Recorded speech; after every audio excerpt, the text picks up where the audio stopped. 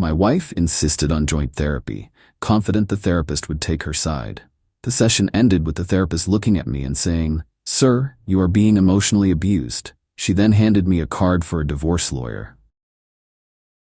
Original post 38 male. Never expected to be typing this out, but here we are. My wife Beatrice, 36, insisted we go to couples therapy 3 weeks ago. She was absolutely certain the therapist would validate all her complaints about me being emotionally unavailable and financially controlling. Spoiler alert, that's not how it went. We've been married 11 years. For context, I work in logistics management. Nothing fancy but stable income around $75K. Beatrice works part-time at a boutique clothing store, maybe brings in $20K annually. She's always said she prefers the work-life balance, which I supported. What I didn't support was her spending habits that consistently exceeded our budget, while she blamed me for being cheap when I suggested we stick to our financial plan. The therapy demand came after I refused to co-sign on a $45K loan for her to start a luxury candle business with her friend Gwendolyn. No business plan, no market research, just vibes and essential oils. When I suggested she start small, maybe sell at local markets first, she exploded, called me unsupportive, dream crusher, the works. "Fine," she said, "we're going to therapy so a professional can explain to you how toxic you're being." I agreed. Why not? Maybe a neutral third party would help us communicate better. First session was last Tuesday. Dr. Holloway, older woman, very calm demeanor. Beatrice launched into her prepared speech immediately. How I control the finances. I pay all bills because she doesn't do numbers. How I diminish her dreams. I asked for a business plan. How I'm emotionally distant. I work 50 hours a week and do most of the housework. Dr. Holloway took notes, nodded, asked follow-up questions. Then she turned to me. "Tell me about a typical week in your household." So I did. How I wake up at 5:30 to make breakfast and pack lunches. How I handle all bills, grocery shopping, meal planning. How Beatrice's part-time job is 15 hours a week max, but she's too tired to cook or clean. How her mom, Dolores, comes over daily to criticize everything from my cooking to my appearance while Beatrice laughs along. How I haven't seen my own family in 2 years because Beatrice always has panic attacks before we're supposed to visit them. Beatrice kept interrupting, saying I was exaggerating or twisting things. Dr. Holloway asked for specific examples. I pulled out my phone, showed her texts. "Beatrice, if you don't get me the new iPhone, I'll know you don't really love me. Your sister is such a B-word. If you visit her, I might not be here when you get back. Picked up a few things today. Photo of $800 worth of designer bags. Me, we agreed on a $200 budget for clothes this month. Stop being financially abusive." The room got quiet. Beatrice started her tears. Usually works on me. Dr. Holloway handed her tissues but kept her expression neutral. "Beatrice," she said, "can you explain what you mean by financial abuse? He questions my purchases. He makes me feel bad for buying things that make me happy. From what I understand, you both agreed to a budget. Is that correct?" "Well, yes, and you're exceeding that budget regularly?" "That's not the point." Dr. Holloway turned to me. "How often would you say you cave to these demands?" "Almost always," I admitted. The crying, the silent treatment, her mom calling me cheap and worthless. It's easier to just give in. Beatrice smirked. Actually smirked. "See, he admits he eventually agrees, so what's the problem?" Dr. Holloway closed her notebook. "I'd like to speak with each of you individually for our next sessions. Beatrice, I'll see you Thursday. You'll come in Monday." Beatrice practically floated out of there, convinced she'd won. Kept saying things like, "See, she wants to work with me first to help you understand your issues." Thursday came. Beatrice went to her session, came back furious. She's unprofessional. She's clearly biased. She asked me all these manipulative questions about my childhood and my relationship with my mother. We're finding a new therapist. I still went Monday. Alone. Dr. Holloway looked at me seriously. "I need to be direct with you. You are being emotionally abused. The financial exploitation, the isolation from your family, the constant criticism, the emotional manipulation. These are textbook abuse tactics." I just sat there. Part of me knew, I guess, but hearing it from a professional, she slid a business card across the desk. This is a colleague who specializes in family law. I think you should have a consultation. Document everything. Texts, receipts, recordings, if legal in your state. But I'm a man, and she doesn't hit me or... Abuse is abuse. Gender doesn't matter. Violence isn't required. You deserve better than this. I took the card, thanked her, went home. Beatrice was there with Dolores and Gwendolyn, staging what looked like an intervention. We've decided you're going to apologize to Dr. Holloway for manipulating her, Dolores announced. Then you're going to find Beatrice a therapist who isn't sexist. And you're going to approve the business loan, Gwendolyn added. It's the least you can do after traumatizing her with that horrible therapy session. I looked at these three women who'd made my life miserable for over a decade. Thought about Dr. Holloway's words. The business card felt heavy in my pocket. No, one word. The explosion was immediate. Screaming, crying, Dolores calling me every name in the book, Beatrice threatening divorce, threatening to take everything, threatening to ruin my life. Okay, I said. Divorce it is. Dead silence. You can't be serious, Beatrice whispered. I am. I'll be staying at a hotel tonight. We can communicate through lawyers. As I packed a bag, Beatrice switched tactics rapidly. Anger to tears, to seduction, to threats, and back to tears. Dolores called me unstable. Gwendolyn said I was having a midlife crisis. I left anyway, checked into a budget hotel, called the lawyer the next morning. That was 6 days ago. The messages haven't stopped. Update 1. Holy hell, this escalated. Thanks for all the support on my original post. Your comments helped me realize I'm not crazy. So I met with the attorney Dr. Holloway recommended, Miss Blackwood. She's incredible. Took one look at my documentation and said, this is one of the clearer cases of emotional and financial abuse I've seen. I showed her bank statements showing Beatrice's spending, averaging $3,000 a month on non-essentials while contributing nothing to bills. Texts going back 3 years showing the pattern of manipulation. Credit card statements for cards she opened in my name without permission. Yeah, found those while gathering documents.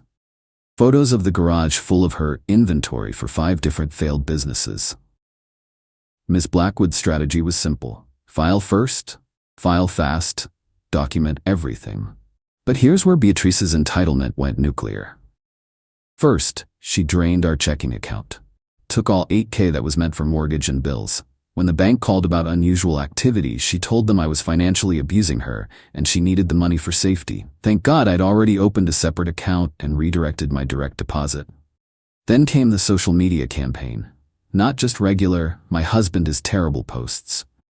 She created a whole narrative about me having a secret gambling addiction. Claimed I'd lost our life savings. Said she'd been covering for me for years out of love. Posted fake evidence. Screenshots she doctored to make it look like I was on betting sites. My phone blew up. Coworkers, friends, even my brother called asking if I needed help with gambling addiction. I had to send everyone bank statements and proof that I've never even bought a lottery ticket. But the peak entitlement? She sold my truck. My 2019 F-150 that I'd paid off last year. Titled in my name only.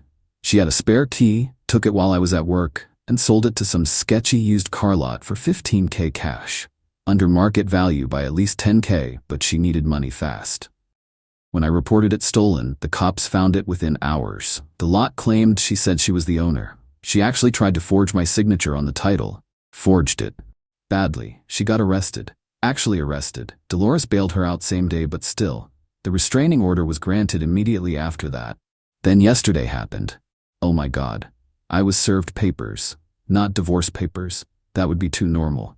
Beatrice is suing me for intentional infliction of emotional distress, defamation, for telling people the truth about her spending, lost business opportunity, the candle thing, theft of marital assets, for opening my own bank account, and my personal favorite, conspiracy to commit psychological manipulation with Dr. Holloway. The dollar amount? $2.5 million.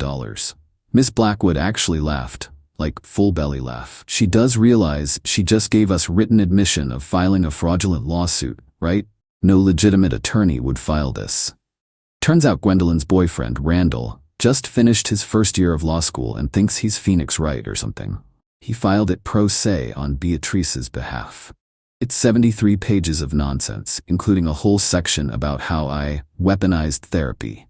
Miss Blackwood is filing for sanctions and expedited divorce proceedings based on the criminal charges and this frivolous lawsuit. Best part? Beatrice texted me from Dolores's phone, "Drop the theft charges and give me $50K and I'll drop the lawsuit. This is your only chance to make this right." That's extortion. Like literal textbook extortion. Screenshotted and sent to my lawyer and the prosecutor. She really thought she had me backed into a corner. Instead, she's speedrunning her way to actual prison time. I'm exhausted, but oddly, free? Like, seeing her true colors, this clearly is almost liberating. Update 2, the entitlement tsunami continues, but now there are consequences. Beautiful legal consequences. First, the criminal case. Beatrice was formally charged with grand theft auto, forgery, filing a false police report. She told them I gave her permission, then changed my mind. Extortion. The text from Dolores's phone. Her public defender, Randall, got banned from representing her after the $2.5 million lawsuit fiasco, tried to get her released on own recognizance. The judge reviewed the evidence, including her new scheme that happened while out on bail. Oh yeah, the new scheme. She applied for 6 credit cards in my name. 6. Using mail she was forwarding to Dolores's house. Only got caught because one company called to verify employment and reached me directly. Judge revoked bail. She's been in county for a week now. The divorce is moving at light speed because of the criminal charges. State law allows expedited proceedings when one party is incarcerated. Miss Blackwood is brilliant. But here's where the victim complex reached cosmic levels. Dolores started a fundraiser, "Help my daughter escape her abusive marriage." The description was a novel of lies about how I isolated Beatrice, controlled her money, and manipulated the legal system against her. Goal, $100,000. She raised $400, all from her church friends. Until someone, not me, genuinely, linked the arrest records and mugshot in the comments. The page got taken down within hours. Dolores tried to restart it 3 times. Each time, someone would post the actual facts. She finally gave up and pivoted to calling local news stations. One actually bit. A producer called me for my side. I referred them to Ms. Blackwood, who sent them. The arrest records, the fraudulent lawsuit, bank records showing Beatrice's spending versus contribution, a beautiful timeline of events with documentation so pure. They never ran the story. The divorce settlement negotiations were yesterday. Beatrice appeared via video from jail. Orange jumpsuit really brought out the entitlement in her eyes. Her demands, I'm not kidding. The house that I bought before marriage, lifetime alimony, half my retirement that she never contributed to, my truck that she stole and sold, $100K for pain and suffering. I pay for her criminal defense. Miss Blackwood's counter. She gets her personal belongings. She takes her debt from the credit cards she fraudulently opened. She pays ME restitution for the truck. No alimony, clean break. Beatrice exploded. Started screaming about how I ruined her life, how she gave me the best years of her life, how no one would want her now with a criminal record. The judge, different from criminal court, stopped her mid-rant. "Ma'am, you're facing serious criminal charges for crimes against your husband. The fact that he's not pursuing additional civil damages is generous. I suggest you consider the offer." But no, she doubled down. Said she'd rather go to trial because any jury would see what a monster he is.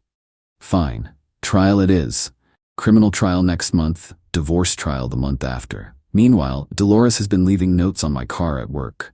Stuff like, "You destroyed our family," and "I hope you're happy ruining an innocent woman's life."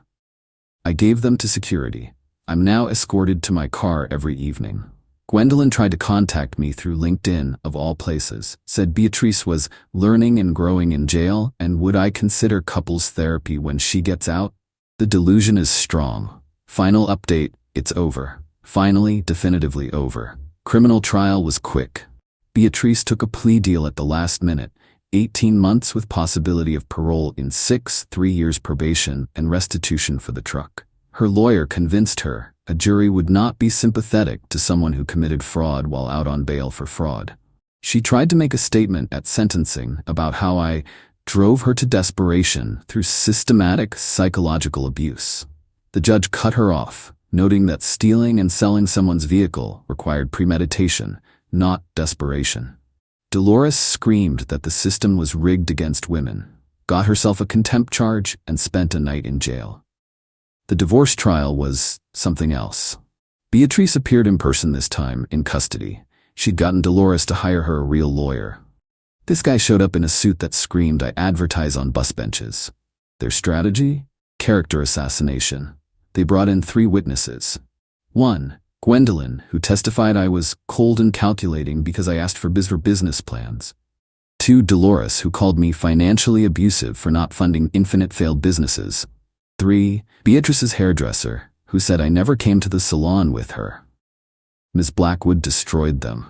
Showed Gwendolyn's own social media posts calling me an ATM and laughing about it. Presented Dolores's texts coaching Beatrice on how to get more money from me. The hairdresser admitted she'd never actually met me and was just repeating what Beatrice told her.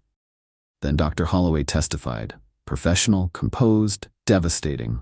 Explained the patterns of abuse she'd observed, Beatrice's admission of using emotional manipulation to control me, the classic signs of financial exploitation. The judge's ruling: divorce granted on grounds of emotional abuse and criminal behavior. House remains mine, premarital asset.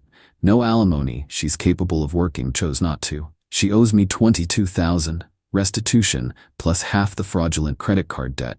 Restraining order extended 3 years. Beatrice's lawyer tried to argue she couldn't pay from prison. Judge noted that was a consequence of her choices. As they let her out, Beatrice turned to me. No tears this time, just pure rage. You'll regret this. No one will ever love you like I did.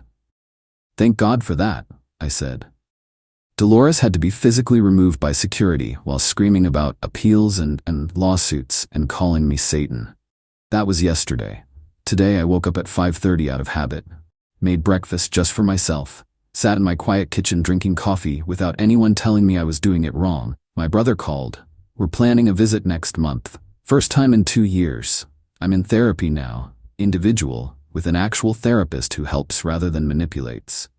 Working through 11 years of damage. It's hard to retrain your brain to recognize that not everything is your fault. Miss Blackwood says the restitution will likely never be fully paid, but that's fine. The freedom is worth more than money.